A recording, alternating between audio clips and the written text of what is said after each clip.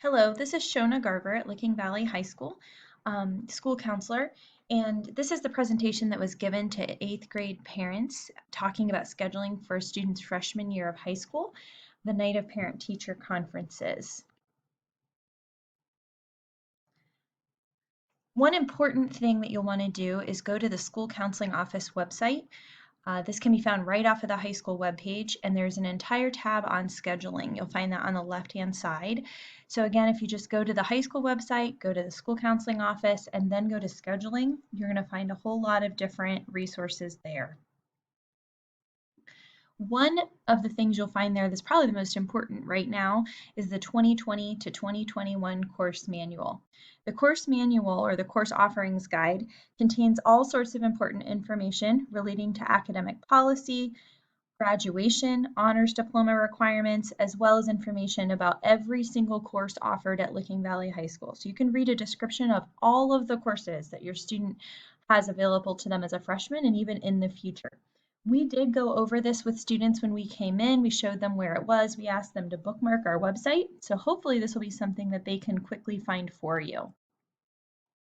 Okay, graduation requirements. This is something we spent a lot of time on with students, talking about graduation requirements and the idea that you don't graduate high school by showing up for 4 years, but that you have to earn credits, and that credits are earned by completing a course with a passing grade. And then we went through these requirements and talked about all of the different credits they have to earn in order to graduate. So Licking Valley requires 22 and 3/4 credits.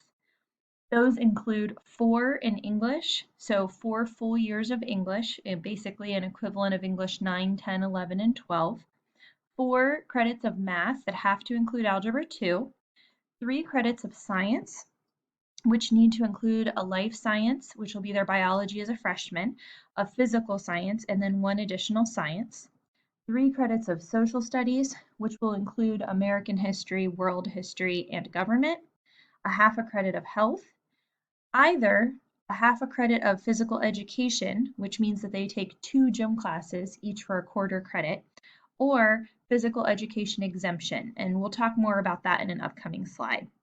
A half a credit of freshman foundations, which is a course that's kind of an intro to high school course that all of our ninth graders take. It's actually an automatic enroll for them, so it's not even on their course selection guide because all of them will be placed into it automatically. They'll need a half credit of financial literacy, which they'll take as a junior, a half credit of either Journey to College or Journey Beyond Licking Valley, which they'll take as a senior, kind of a transition past high school course.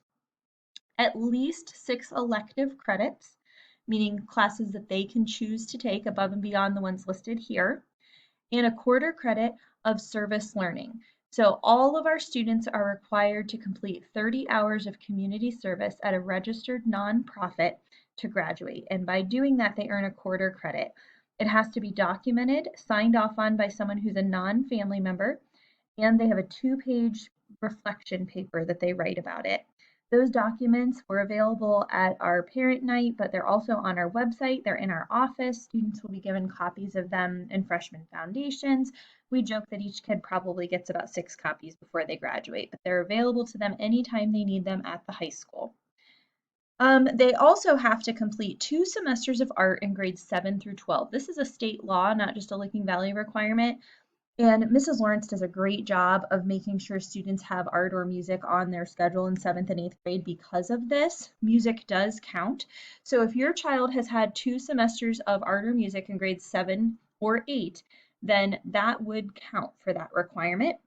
Now, having said that, that does not count for college or for honors diploma. So if a student is interested in applying to 4-year colleges after they graduate high school, we still strongly recommend that they take a full credit of high school art or music for college entrance. There are also state testing requirements, which we'll talk a little bit more about here in a minute. So here's our slide about state testing. Your students are under a new pathway that is still being defined by the state of Ohio. It's actually in place for the students who are freshmen this year at the high school, and they're still working on defining it, if you can believe that. But by March 1st, they're supposed to have put out the last kind of bits of guidelines for us.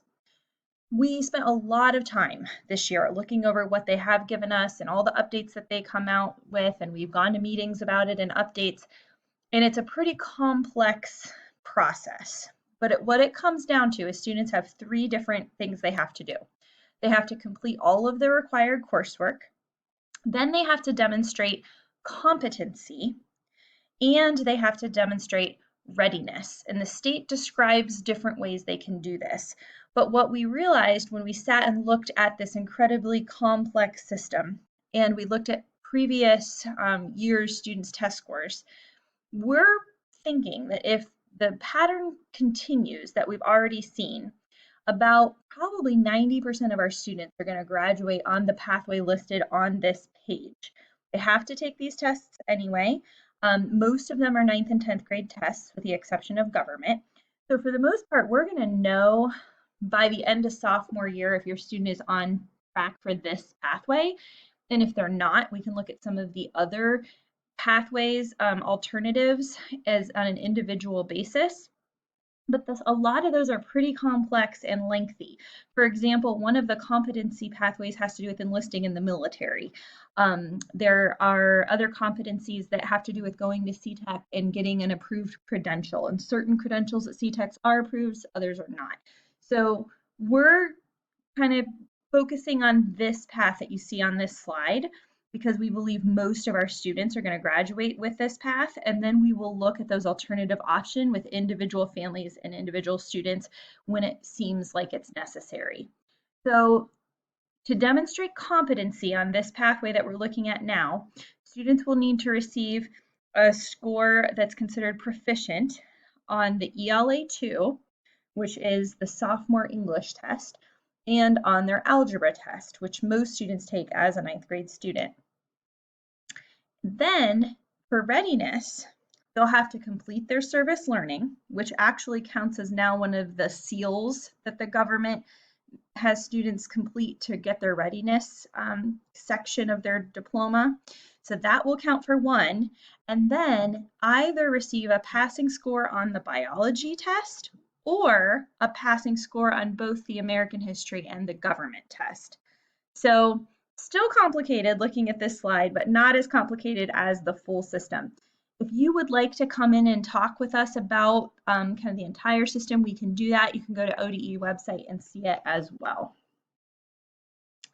Okay, so again, another thing that can be a little bit complicated is the physical education requirement.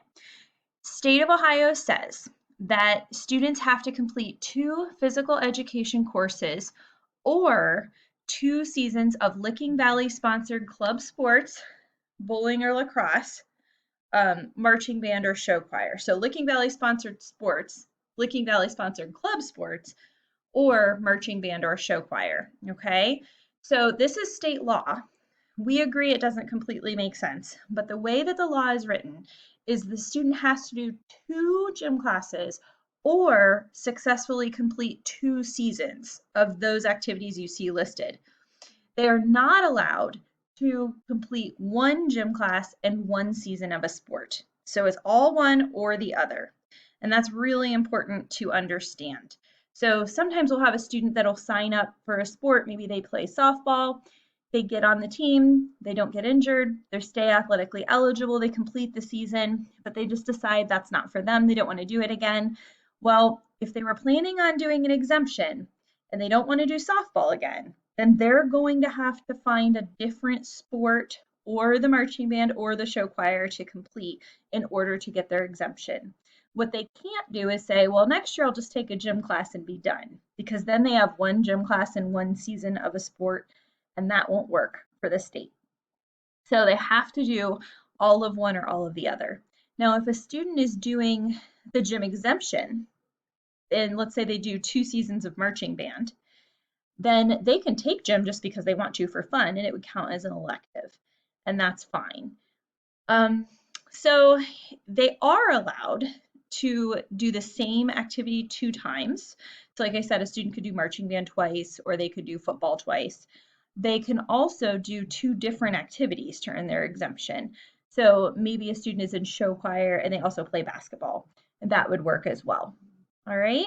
So it's important to note that students don't receive any academic credit for doing an exemption. It just means that they don't have to take gym. So that half credit has to be made up with another course somewhere else, and students have plenty of room in their schedule to do that. Physical education is considered a freshman and sophomore requirement, so we really push kids to get that done by the end of their sophomore year. There's a lot of reasons for this. We do not want to be meeting with seniors who are at risk of not graduating because of gym. Unfortunately, we have had that happen and we try to avoid it at all costs. Another important thing to note is that CTEC does not offer gym because they are a junior and senior school, and PE is considered to be a 9th and 10th grade class in Ohio. So we really want students to make every effort to complete their gym requirements or their exemption by the end of their sophomore year. There's a little more information on that art requirement that we talked about. I think I pretty much covered this. 2 semesters of art or music, grades 7 through 12, and then the service learning that we covered as well. One thing that I did not mention is this here. They get a quarter credit for 30 hours completed. Again, this has to be done at a registered nonprofit, but students can earn an additional quarter credit for every 30 hours they complete, up to a whole credit for 120 hours. And so we definitely have students that take advantage of this. They can also mix and match where they complete their hours. So maybe they have volunteered at church for the VBS and they earn 20 hours there, but then they also are able to volunteer as a timer at some of the high school track meets. And so they have 2 different places that they went to get their hours. Students can start accruing service learning hours as soon as they finish middle school. So the day after 8th grade ends, they can start this, and they have until about midway through their senior year to get it done. We strongly encourage them to start the process early. They think, a lot of them, oh, when I drive and stuff, it'll be easier. I'll just wait and do it my junior and senior year.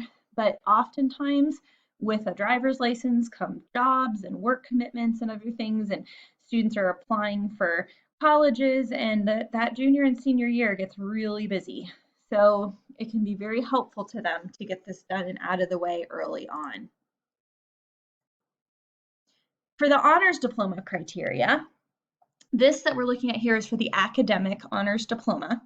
Students have to meet 7 of the following 8 requirements. So 4 units of English, 4 of math, including 1 beyond Algebra 2, 4 units of science that must include chemistry and physics, 4 units of social studies, 3 units of foreign language. So notice that foreign language did not show up as a requirement to graduate. It is a requirement for honors diploma.